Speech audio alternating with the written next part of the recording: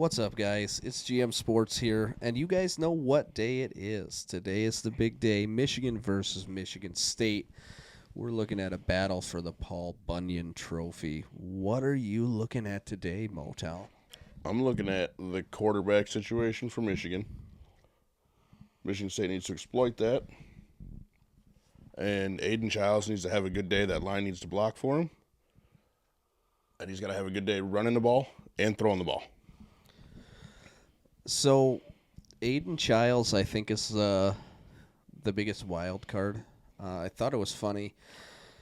I heard, it was somebody I was talking to said that Aiden Childs is the worst good quarterback he's ever seen.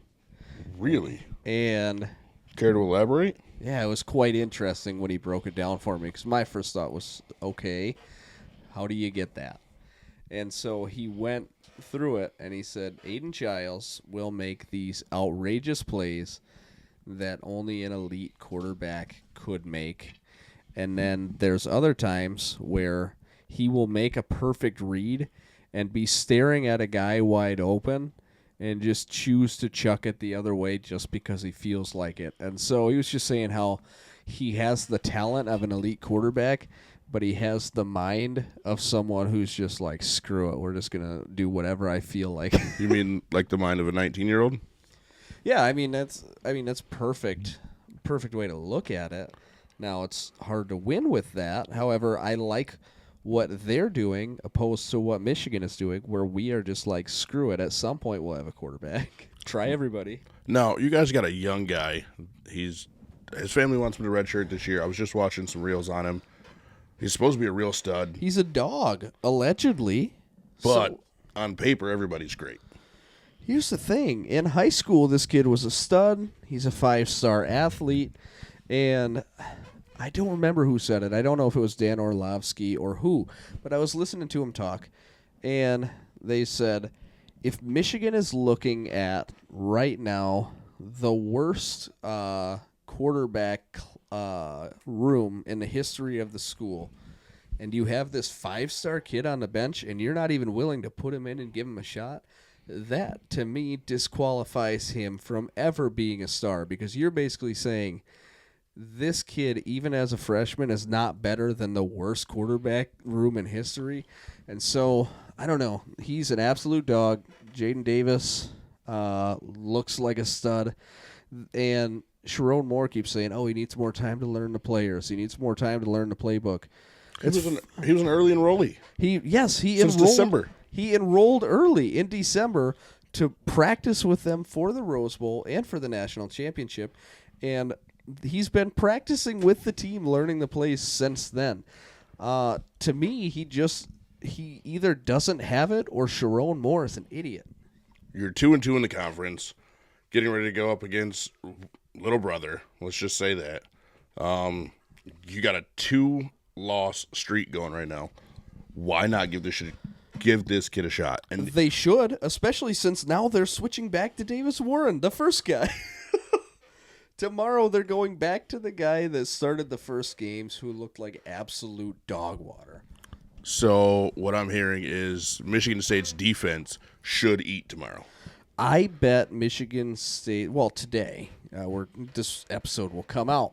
Fair. Yes. So Michigan State's defense will have 3 interceptions, and they will probably have 7 sacks. This is going to go down as a historic game for Michigan State, and I'm a Michigan fan, but I think that Davis Warren throws 3 first-half interceptions, gets sacked 5 times. They bring Tuttle in at the half, and then he's going to get sacked twice. I think it's going to be a close game because both defenses will keep each other's offense in the game. But realistically, I think that this is going to be a historic game for Michigan State's defense. And even though Michigan is favored, I bet on Michigan State as a Michigan fan. I can't see. Even at the big house, under the lights. I don't care if it's under the lights. I don't care if it's at the big house or the Big Mac. It's just not happening. So do we see another tunnel incident? What do they do this year to minimize tunnel incidents? They're saying they widened the tunnel or something, moved the entrance around. I'm not 100% sure how they're going to effectively keep the fights from happening. I think that's my favorite part of college football is the intensity of those rivalries and the fights and stuff. For sure. So I would love to see a fight, a nice brawl going down in the tunnel. But I don't see it as a probability. I think that if we see anything, it'll be more pregame scuffles out Which on the field. I can dig that. I really hope as a Spartan fan that Jonathan Smith has already laid into the team to make sure that doesn't happen. I know the toxicity of the head coach at the time played into some of that. However, I just hope everybody ends up safe. Mel Tucker and Deshaun Watson, both stand-up guys. But he definitely wasn't doing a great job with that locker room, and that's kind of what led into it. And in case you guys couldn't tell, that's what I call sarcasm. Sir, what's that? So it's where you say something, but you sound serious, but it's actually a joke. Oh, so like Mel Tucker and Deshaun Watson are great guys as long as there's a rub and tug involved? Yes, as long as there's no massage therapists or women's empowerment speakers in a room, they're fine. Fair. Okay. So, all right, give me a prediction for the game today. I don't even want to because I think we're going to suck so terribly. I'm going to go with 1, 2, 3, 4. So I'm going to say Michigan State wins with a touchdown and 4 field goals. As long as that math's right, 4 field goals, so 19-13. So Michigan will have a touchdown and 2 field goals. And I'm going to go with a touchdown and 4 field goals for Michigan State with a 6-point win. And Michigan should fire Sharon Moore directly afterwards, but they won't because he's Ward Manuel's little puppet. But, yeah, I was one of the guys saying, give the guy a chance, but his chance has gone. If you look at Michigan's schedule, they're not even going to finish bowl eligible if they don't win this game. Even if they win this game, they're probably not going to be bowl eligible. Yeah, I've been following some of your posts on GM Sports 365, and with you being such a diehard, devout Michigan fan, I've been shocked, to be honest. Like, the fact that you've been able to keep it real and not be the bias page that everybody calls you out to be, I can respect that. I appreciate that. I am not biased. I do have strong beliefs. And right now, unfortunately, those strong beliefs are very negative toward Michigan football. I think that the job that they have done has been possibly the biggest atrocity in Michigan football history, the way that they've walked into this season. We knew exactly what we had going into the season, and we've done nothing to address it. And, yeah, this might go down as the biggest failure in Michigan history. And I think if they win tomorrow, they will finish 6-6. If they lose tomorrow, they will finish 5-7. Okay. All right. So I got Michigan State winning by a miraculous field goal. Okay. Last minute drive. And they're going to run it down Michigan's throat and get into field goal range, which they're going to get down to the 40. And the young kicker, the freshman, he's going to come out and blast a 56-yarder. And, I mean, he's just going to show steel nerves. And I think that's going to be kind of the bread and butter for Michigan State this year. So I haven't watched enough of Michigan State. How does their run game actually look this year? Because I haven't been super tuned into Michigan State's run game, but I have paid pretty good attention to Aiden Childs, and I've paid attention to their defense. But how's their run game actually look? I'll be 100% honest with you. I can't even tell you. I have been working so much, I haven't even been able to keep up with it, really. Now, I will say we will need a big game from our big receiver, the freshman Nick Marsh. We're going to need a huge game from him. But I think the one thing Michigan State's going to struggle with, I think they could potentially win by 2 touchdowns, but they are a young team, and they struggle with discipline. Do you have the Google open right now? I do. I was actually getting ready to Google Michigan returning players. So As far as returning players, we have a ton. Returning starters, we have 4, I believe. It's Colson Loveland, Mason Graham, Kenny Grant, and Will Johnson. And Okay. then Donovan Edwards is kind of a returning starter. Oh, we also have Makari Page as a returner. So we got about 5 returning starters. But here's what I need you to look up. Let me think about this. Dang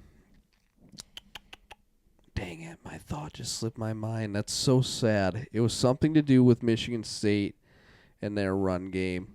Look up if Will Johnson's playing tomorrow. That's what it was. Is Will Johnson going to play tomorrow, or is he injured? All right.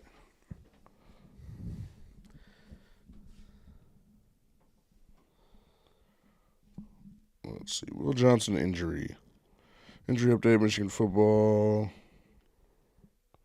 So, as of 13 hours ago, according to MSNBC, they were very quiet about his status.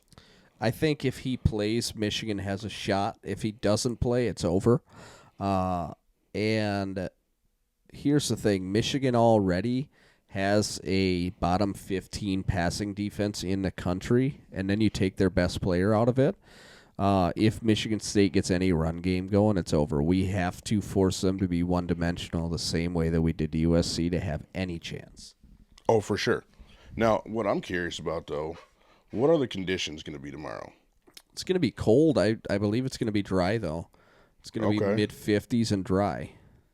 Let's check and see what. Can you believe that it's going to be November when we shoot our next episode? I'm so sad about that. So 7 p.m., 47 degrees and dry with wind gusts of 19 miles an hour. That ball's going to be harder than a rock. Harder than a rock, and then it's going to be blowing all over the place. Around, yeah. The run game will be key for this game. I think this might actually make Michigan's quarterback situation bad for tomorrow. We might not even have a good quarterback situation. I mean, your guys' offensive line hasn't been great, but as long as they can create a hole, I mean, that young running back you guys got is a freaking stud. So why would we not start Alex Orji in a game where it's going to be tough to throw the ball? Let's just plan on running the ball 60 times and have Alex Orji there. Some of the stuff that we're doing doesn't make sense, and that's why I just think Sharon Moore is not a good coach. My dynasty in college football 25 would tell me that I could coach Michigan better than he could as a Michigan State fan. What's crazy is that I struggled to get any passing game going when I played as Michigan, and when I played as Vanderbilt, studs. When I played as Maryland, studs. Wisconsin, studs. But nothing with Michigan. Had to run the ball. I set a record for rushing attempts in a season with Kalel Mullings when I played as Michigan. All right. So tomorrow's game, what implications does it have, if any, if this is even plausible, the 5-star out of Belleville? If Michigan loses this game tomorrow, what are the odds he commits to Michigan? I still don't think that he's going to commit. I think that there's a lot of talk about him. So Bryce Underwood's already committed elsewhere. LSU, right? Could be. Yeah, I believe it's LSU. LSU or Georgia, but I think it's LSU. Either way, he's already committed elsewhere. And they can probably match the $4 million that my guy Dave Portnoy is willing to throw up. But I think that there's going to be other quarterbacks out there that he's willing to throw that $4 million at. And I think that Underwood might be a smokescreen for who we're really going after. Really? So, do you have any guesses as to who that might be? There's a few out there. It's really hard to say at this point, like which one. But I have a feeling that it'll probably be someone from the SEC, somebody that's already in the SEC. Okay. Potentially a backup right now at Georgia. All right. Maybe, can't even think of his name. Gunner, I think it is. Potentially the backup there at Georgia could be a guy that we go after. Jalen Milroe, I think, is going to hit the portal next year, so I think that he could be somebody that's available. But I have a feeling that we end up with a transfer quarterback this year on Portnoy's dime. So with having such third-party funding, I mean, I guess you could call Dave Portnoy third party, correct? He's Yeah. not a booster. He's not. He is an alumni and a booster. Okay. Yep. But this money is not coming from. It's coming from This is his success. wallet. Yep. Okay. Yep. So with having that kind of success, or having that kind of funding and backing, and the social media presence that he has, the fact that they're going after Bryce Underwood when they've got this freshman on the bench who's supposed to be a stud, how does that make you feel as a freshman? That tells you all you need to know. And, I mean, Jaden's family asked him to redshirt because they want him to transfer, and it just came out today. I don't know if it was an official report or not, but 24/7 Sports reported today that he is going to use the red shirt, which I'm looking at it and I'm saying, cool, if he redshirts, let's make him play 4 games because red shirts get to play 4 games. So let's put him out there against Oregon, Ohio State, Indiana, Northwestern. Let's see what this guy can do at least because we're going to have 4 games. We get to play him for 4 games if he's redshirting. So let's see what he does the last 4 games of the year. We're already not going to a bowl. Do you really think Sharon Moore is going to risk that young man's health and safety just to see what he can do? Sharon Moore is not a good coach. So Well, I heard about all the probably not. firings. I mean, firing Denard, firing Hart. So Hart, stupid. We wouldn't give him the coordinator spot, so he told Michigan to piss off. They burnt that bridge, and he was a great coach. And instead, we got the stupid dude from Ohio State. It's a bad move there. Denard, we didn't technically fire him. We forced him to step down because he got a DUI. Well, guess what? There's 100 other people that got a DUI at Georgia, and you don't see them stepping down. They just go win national championships. Now, I can respect the fact that he's out here dealing with young men who are impressionable. So I can respect the fact that they got rid of Denard for that. However, yeah, success isn't cheap. You know what I mean? Like sometimes you got to pick and choose your battles. Yeah, sometimes you need a nose nacho. And I think that Denard was looked at too harshly for, I don't believe it was a nose nacho, but it could have been. And, I mean, Sharon Moore's probably had a couple. Now tell us, what is a nose nacho? I think you know what a nose nacho is. That little bump 3000 get you going. All right, a little jump start to the heart. Take you a rocket nap, as they call it, and get ready to go. Ooh, I need one. Right, meow. All right, guys. Well, we're going to wrap this up here. Final pick from me, 1913, Michigan State over Michigan. Even though it pains me to say it, Motown, what's your final prediction? I got 13-10, Michigan State. So it sounds like we're going to watch a lot of defense. All right, guys. We got another full-length episode. Just came out today. As always, Flop Shot Golf is our sponsor, and we appreciate you guys tuning in. Go green, bring Paul back.